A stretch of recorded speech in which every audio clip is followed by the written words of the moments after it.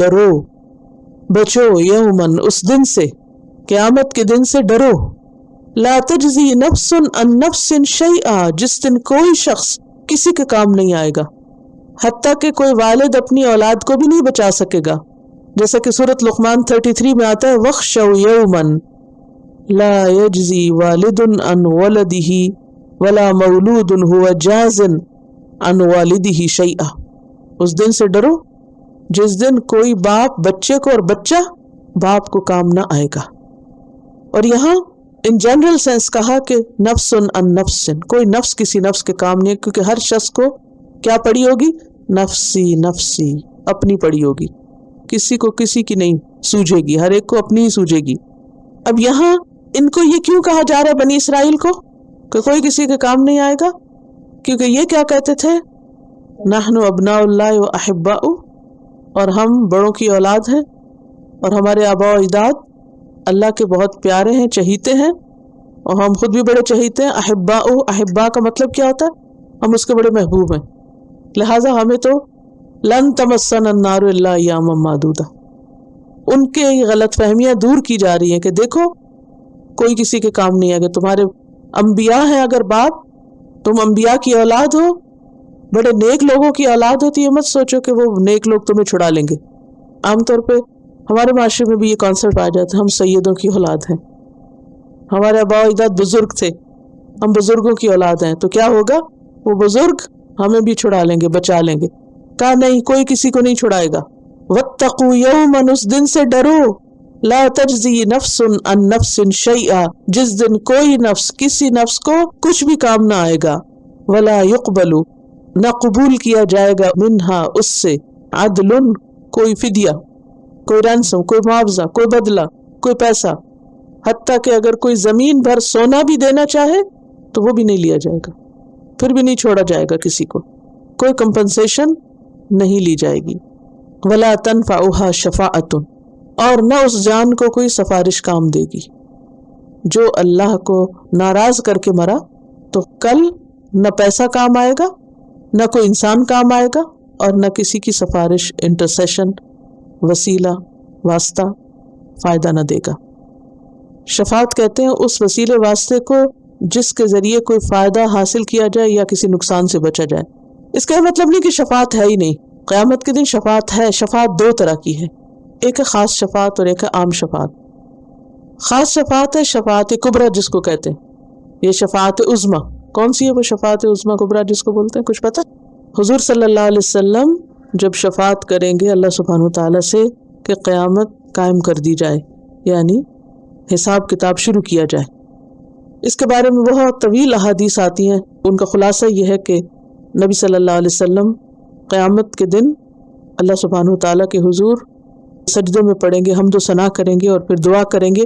اور یہ کب ہوگا؟ کہ جب لوگ حشر کے دن، قیامت کے دن کے طویل ہونے کی وجہ سے گھبرا اٹھیں گے، کیونکہ ہر شخص تنہا ہوگا، وہ ہوگا اور اس کا عمل ہوگا، کوئی اور چیز نہیں ہوگی، کوئی کسی کو نہیں پوچھے گا، ہر کوئی بھاگ رہا ہوگا۔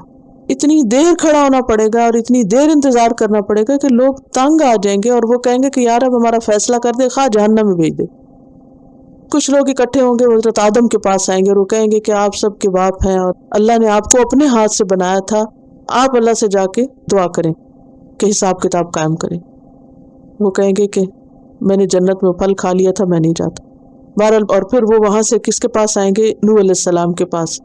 وہ کہیں گے میں نے دعا کر دی تھی اپنے بیٹے کے لیے۔ پھر اس کے بعد ابراہیم علیہ السلام کے پاس جائیں گے، پھر اس کے بعد وہ موسیٰ علیہ السلام کے پاس بھیجیں، موسیٰ علیہ السلام عیسیٰ علیہ السلام کے پاس۔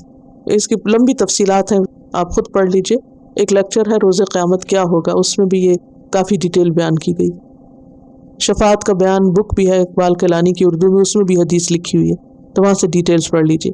بہرحال عیسیٰ علیہ السلام کے پاس آئیں گے اور وہ وہاں سے پھر وہ محمد صلی اللہ علیہ وسلم کے پاس، اور پھر محمد صلی اللہ علیہ وسلم مقام محمود پہ کھڑے ہوں گے اور اللہ تعالیٰ سے سفارش کریں گے، اور اللہ کے اذن سے پھر حساب کتاب شروع ہوگا لوگوں کا۔ اور شفاعت عام یہ ہے کہ اس میں محمد صلی اللہ علیہ وسلم بھی کریں گے، جس کی وجہ سے بعض کبائر کے مرتکب لوگ جو ہیں وہ آپ کی شفاعت سے جنت میں جائیں گے، اور بعض لوگوں کو جہنم سے نکالا جائے گا آپ کی شفاعت کی وجہ سے۔ اور عام یہ ہے کہ آپ کے علاوہ ملائکہ بھی کریں گے، نیک لوگ بھی کریں گے، کچھ اور لوگوں کو بھی اللہ تعالیٰ حق دے گا، لیکن کفار کے حق میں شفاعت نہیں ہوگی، اور شفاعت جو ہے یہ اللہ کے اذن سے ہوگی۔ ہر روز آیت الکرسی پڑھتے ہیں نا آپ، اس میں کیا آتا ہے؟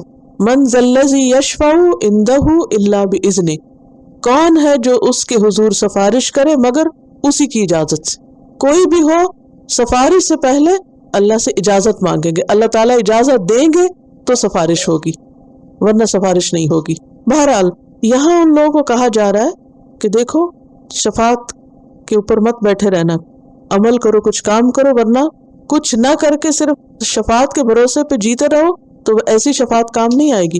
قرآن پاک میں تو فما تنفعہم شفاعت الشافعین، کچھ لوگوں کو شفاعت کرنے والوں کی شفاعت فائدہ نہ دے گی، ولا ہم ینصرون، اور نہ وہ مدد دیے جائیں گے کہ اللہ کے عذاب سے بچا لیے جائیں۔ تو اس آیت سے کیا پتہ چلتا ہے ہمیں؟ پہلی بات تو یہ کہ ہم سب کو قیامت کے دن سے ڈرنا چاہیے۔ اچھا ہمیں کیوں نہیں ڈر لگتا، ہم کیوں نہیں فکر کرتے آخرت کا؟ کیونکہ پتہ ہی نہیں زیادہ۔ تو اس لیے میں ریکمینڈ کروں گی کہ اگر آپ پڑھ نہیں سکتے کتابیں اور بہت وقت نہیں، تو ایٹ لیسٹ ایک لیکچر یہ ضرور سن لیجئے کہ روز قیامت کیا ہوگا، وہ دن ہے کیا کہ جس سے ڈرنا چاہیے۔ کیونکہ جب آپ کو پتہ چلے گا، اور وہ صرف صحیح احادیث کی روشنی میں، کوئی اور ادھر ادھر کی زیادہ باتیں نہیں کی گئی، احادیث ہی پڑھی ہوئی ہیں، تو جب پتہ چلتا ہے کہ وہ دن ہے کیسا، تو پھر انسان کیا کرتا ہے؟ اس کی تیاری کرتا ہے، پھر اس سے ڈرتا بھی، ڈر کے پھر دعائیں بھی کرتا ہے، پھر اپنے آپ کو درست بھی کرتا ہے۔